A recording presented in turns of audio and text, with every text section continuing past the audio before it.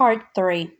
He did better climbing up Mile Hill than he had expected and crossed the X-shaped intersection of Witcham and Jackson, thinking, "There, that wasn't so bad, was it?"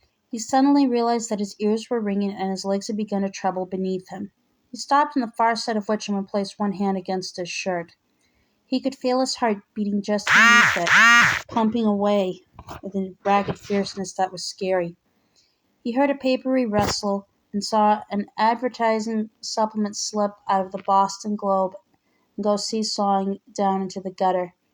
He started to bend over and get it, then stopped. "Not a good idea, Ralph. If you bend over, you're more likely going to fall over. I suggest you leave that for the sweeper." "Okay, a good idea," he muttered, and straightened up. Black dots surged across his vision like a surreal flock of crows, and for a moment Ralph was almost positive he was going to wind up lying on top of the ad supplement no matter what he did or didn't do. "Ralph? You all right?" He looked up cautiously and saw Lois Chest, who lived on the other side of Harris Avenue and half a block down from the house he shared with Bill. She was sitting on one of the benches just outside Stratford Park, probably waiting for the Canal Street bus to come along and take her downtown. "Sure, fine," he said, and made his legs move.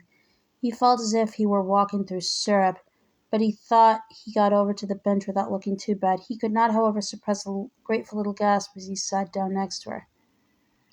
Lois Chest had large dark eyes, the kind had been called Spanish eyes when Ralph was a kid, and he bet they had danced through the minds of dozens of boys during Lois's high school years.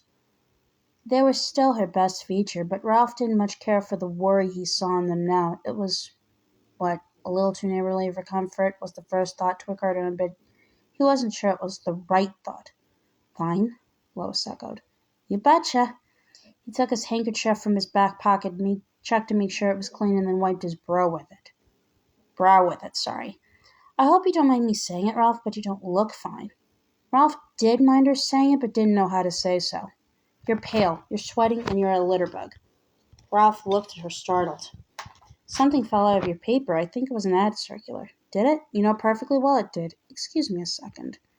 She got across the sidewalk. Ralph noticed that, while her hips were fairly broad, her legs were still admirably trimmed for a woman who had to be 68, and picked up the circular. She came back to the bench with it and sat down. "There," she said. "Now you're not a litterbug any more." He smiled in spite of himself. "Thank you. Don't mention it. I can use the Maxwell House coupon, also the Hamburger Helper and the Diet Coke. I've gotten so fat since Mr. Chast died." "You're not fat, Lois. Thank you, Ralph. You're a perfect gentleman, but let's not change the subject. You had a dizzy spell, didn't you? In fact, you almost passed out." "I was just catching my breath," he said stiffly, and turned to watch a bunch of kids playing scrub ball just inside the park. They were going at it hard, laughing and grab-assing around. Ralph envied the efficiency of their air conditioning systems. "Catching your breath, were you?" "Yes, just catching your breath. Lois, you're starting to sound like a broken record." "Well, the broken record's going to tell you something, okay? You're nuts to be trying up Mile Hill in this heat. If you want to walk, why not go at the extension where it's flat like you used to?" "Because it makes me think of Carolyn," he said, not liking the stiff, almost rude way that sounded, but unable to help it. "Oh, shit," she said, and touched his hand briefly. "I'm sorry." "It's okay." "No, it's not. I should have known better, but the way you look just now, that's not okay either. You're not 20 anymore, Ralph. Not even 40. I don't mean you're not in good shape. Anyone can see you're in great shape for a guy your age, but you ought to take better care of yourself. Carolyn will want you to take care of yourself." "I know," he said. "But I'm really all right," he meant to finish, but then looked up from his hands, looked into her dark eyes again, and what he saw there made it impossible to finish for a moment. There was a weary sadness in her eyes, or was it loneliness? Maybe both. In any case, those were not the only things he saw in them. He also saw himself. "You're being silly," the eyes looking into his said. "Maybe we both are. You're 70 and a widower, Ralph. I'm 68 and a widow. How long are we going to sit on your porch in the evenings with Bill and McGovern as the world's oldest chaperone? Not too long, I hope, because neither of us is exactly fresh off the showroom lot." "Ralph," Lois asked, suddenly concerned. "Are you okay?" "Yes," he said, looking down at his hands again. "Yeah, sure." "You had a look on your face like, well, I don't know." Ralph wondered if maybe the combination of the heat and the walk up Mile Hill had scrambled his brains a little, because this was Lois, after all, whom McGovern always referred to with a small satiric lift of his left eyebrow, as our Lois. But okay, yes, she was still in good shape, trim legs, nice bust, and those remarkable eyes, and he wouldn't mind taking her to bed, and maybe she wouldn't mind being taken to bed.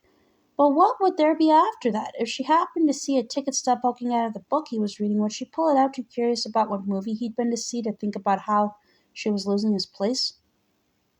Ralph thought not. Lois's eyes were remarkable, and he had found his own eyes wandering down the V of her blouse more than once as the three of them sat on the front porch, drinking iced tea in the cool of the evening. But he had an idea that your little head could get your big head in trouble, even at 70.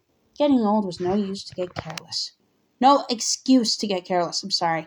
He got to his feet, aware of Lois looking at him and making an extra effort not to stoop. Thanks for your concern, he said. Want to walk an old fella up the street? Thanks, but I'm going downtown. They've got some beautiful rose-colored yarn in the sewing circle, and I'm thinking Afghan. Meanwhile, I'll just wait for the bus and gloat over my coupons. Ralph grinned. You do that. He glanced over at the kids on the scrub ball field. As he watched a boy with an extravagant mop of red hair broke from the third, threw himself down in a head-first slide and fetched up against one of the catcher's shin guards with an audible thunk. Ralph winced, envisioning ambulances with flashing lights and screaming sirens, but the carrot top bounced to his feet, laughing. "Missed the tag, you hoser!"